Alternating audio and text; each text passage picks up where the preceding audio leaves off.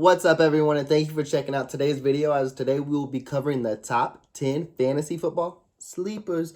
But before we dive into any of that, we actually have something new we will be trying out this Friday at 6 o'clock. It will be our first ever fantasy football draft, and I will be covering every pick, and I will be having some of the players that are drafting or teams that are drafting.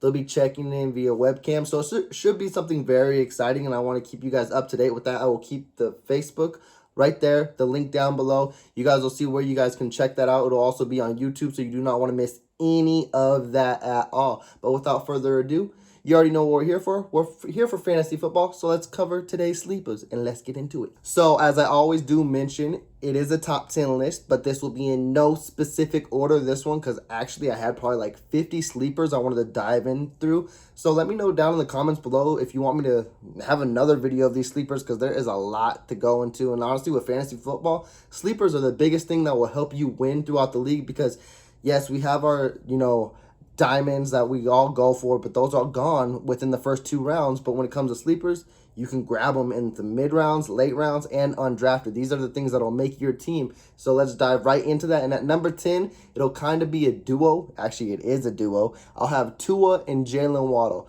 Yes, if you've seen the video before of my top 10 rookie wide receivers, I have Jalen Waddle as my number 1 guy. So, of course, I had to slide him into my sleepers, but I couldn't leave him alone. I had to give him his quarterback, who he runs all the way back to his Bama days with. And I think this will be a big year for Tua. Now, I don't think it will be anything sensational, but I think it'll be something that'll help him keep his job, and it'll help, stop those questions and things like that. I think he can be like a 20 to 25 touchdown type of guy for the whole year, and I think he'll keep the interceptions minimum, and I think it'll help Jalen Waddle out a lot, because we know Tua, he doesn't really stretch the field a lot, but he will give you those dink and dunk slant routes, 10-yard passes, and I think that's where Jalen Waddle will come in clutch. And I can see Jalen Waddle in his first year having 70 to 80 plus catches. And I think he will be, we've seen rookie wide receivers come in right away and take over the scene. I think that'll be no different with Jalen Waddle. And he's already owned in 80% of fantasy leagues. I will have those ESPN stats. That'll be basically what I'm going off on with this, is ESPN fantasy football stats. He's 80% taken, but his rank, I want to say, is 90 to 100. I think that is still really low. I think he can finish the year as the top 50 wide receiver. And as for Tua, if I was checking correctly, I think he's 32 in quarterbacks. That is like, how many teams are there? 32. So you can get him undrafted. And I think around week 4 or 5, he'll be a hot waiver wire pickup, and I think he could end up being a top 15 quarterback at the end of the year. My next man up I have on the list is Jerry Jeudy. We expected huge things out of him in his rookie year, but a lot of things plagued that, with injuries surrounding the receiving core with KJ Hamler and Cortland Sutton, and it put a lot on Jerry Jeudy. And then, of course, you had your terrible quarterback play.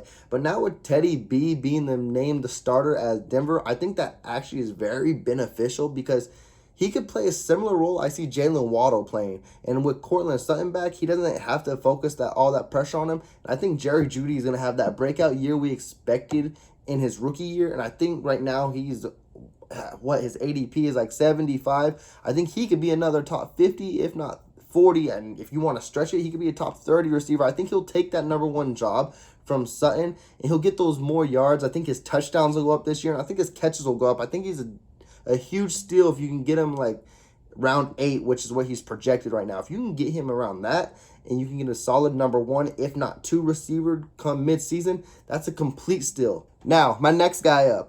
You guys probably won't even call him a sleeper. He's battled injuries last year, but when he's on the field, he is a player. He's the main thing I think the 49ers should focus on in the receiving game.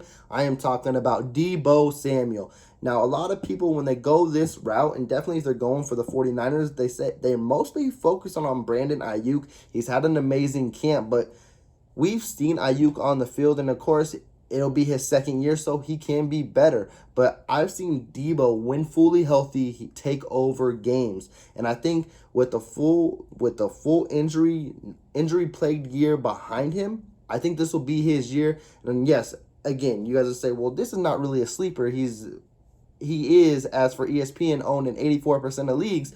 But right now, he's ranked at 96th wide receiver.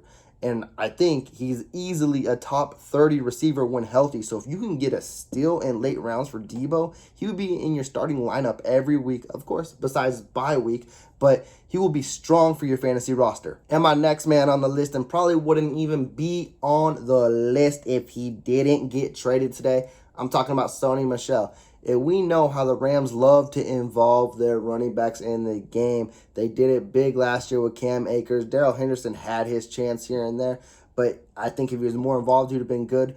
But they went Cam Akers. Cam Akers is proven to be a solidified back, but then he got hurt. And then Darrell Henderson gets hurt again. So what do? You get Sony Michel, who has proven he's a great runner when given the opportunity. He's a great pass catcher when given the opportunity. I think he can solidify that number one role early in September, and you could get a steal, probably undrafted. He might go later in rounds now, knowing that there's big potential with the Rams, but to get him in late rounds and you can get your number 2 running back that late, I think that's what would be the case. That's a complete steal, and I think everyone will be sleeping on him, but we're not sleeping as hard as what we were when he was with the Patriots. Now, we're going to talk some tight ends, and we know in fantasy football, when you don't hit on the George Kittles, the Travis Kelce's, the Darren Wallers, might as well even throw Kyle Pitts because we know he's going to go early. Once you lose out on those top 4 or 5 guys, you're out of a tight end. That's why a lot of people end up reaching for them. So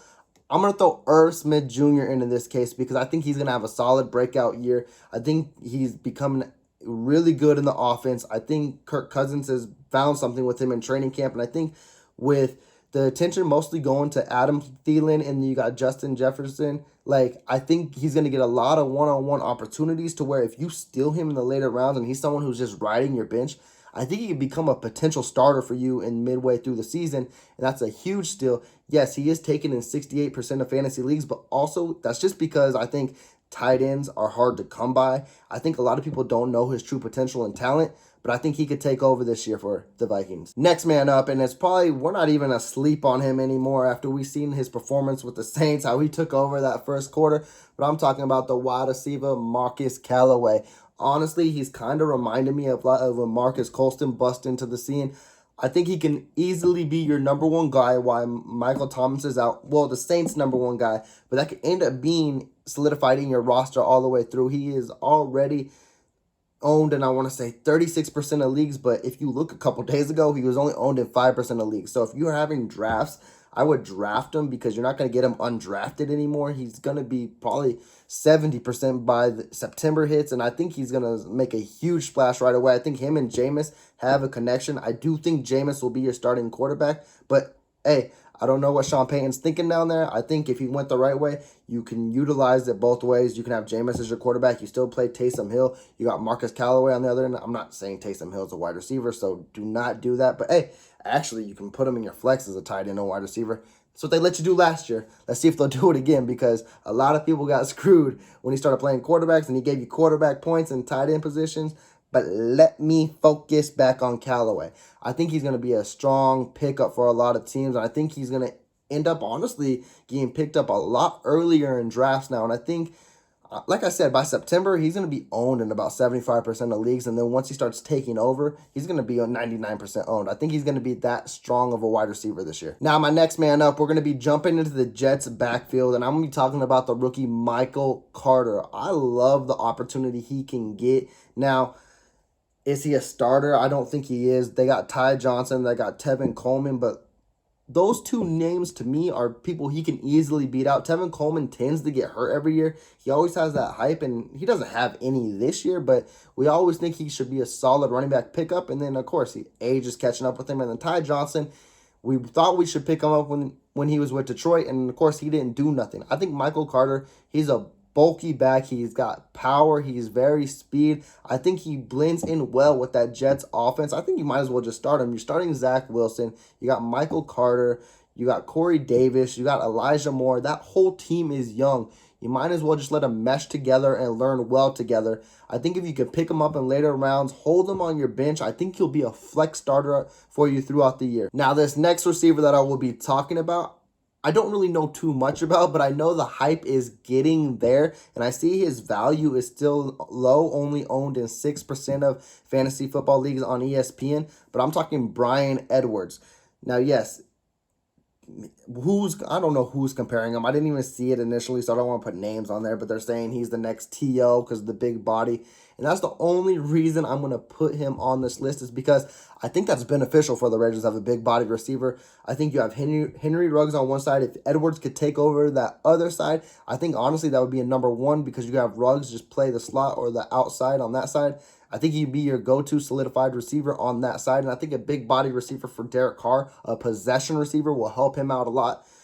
I'm just iffy if he can actually claim that job, if he can be a number one or number two, because we don't know too much about him. I think he only had one touchdown last year, and then out of nowhere, he's getting all this hype this year out of nowhere. I don't know how, I know he's having a strong camp, but for people to say he's looking like the next TO, I know it's coming out of a Raiders fan base, but still, a TO name for a no name we haven't heard of. Let's hope he lives up to it. He's not going to be TO, but let's hope he can, let's say, I don't want to say anything too crazy, but let's say 50 catches, 800 yards, and 7 touchdowns. If you're drafting that in a later round and he gives you that kind of production, I think that's a solid steal, and that's honestly a flex or your number 3 wide receiver spot. And honestly, anyone would go for that in the late round. This next receiver I have on the list is not getting enough attention, or honestly, I think the wrong receiver who is getting attention, and he's only owned in 1.5% of ESPN fantasy football leagues. And I'm talking about Byron Pringle. Now, I understand the Chiefs are looking for a number 2 wide receiver, and we all just want to say that's McCole Hardman's job to lose.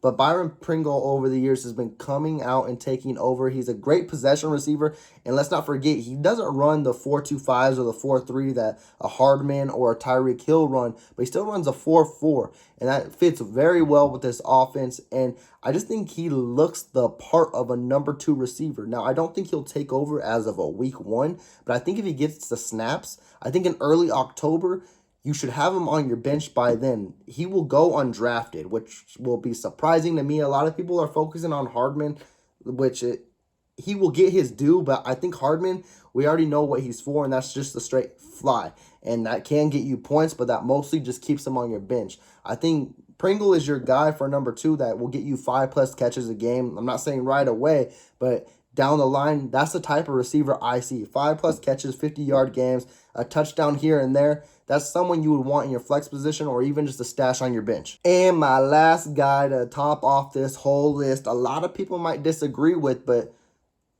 you got to listen to me here. If he's healthy, I'm going to go Carson Wentz. Again, if he's healthy, I'm going to go with him. I think he will go completely undrafted. Right now, he's not even owned in anything on ESPN. He has a rank of a 22 at the quarterback position. So you're either going to draft him late or not at all. I think it's not going to be at all, but I think it's someone you should keep on your bench and watch how he does the first month, because I'm going to hold it back to his MVP days where he just was balling out, and he has more weapons on the Colts now as a receiving core. And if he's healthy, same coach that brought that MVP talent out, I think he can do it again. I think he's just safe stash on your bench. And if you struggle with your quarterback, or if your quarterback doesn't live up to what you drafted and you have him on your bench, you can still make a strong fantasy football playoff run, and that's what every team needs, a strong backup. And with that, that will close out today's video. If you did make it this far, I greatly appreciate you guys. Let me know what you think in the comments below of my sleepers. Let me know if I missed out on any sleepers. I know I did, because I got a full list of them. Let me know the sleeper I missed out on, and maybe I'll bring it up in the next video, because I love talking about the people no one focus on. And like I mentioned before, Friday, 6 p.m., don't miss out. I will have it on Facebook. Of course, I will have it on YouTube. We will be going live. And if you haven't yet, please do subscribe to this channel. You will not miss out on any NFL news, NFL rumors, and as well, follow the Twitter page. I keep it up to date on all of your NFL news and rumors as well. And with that, take care. Peace.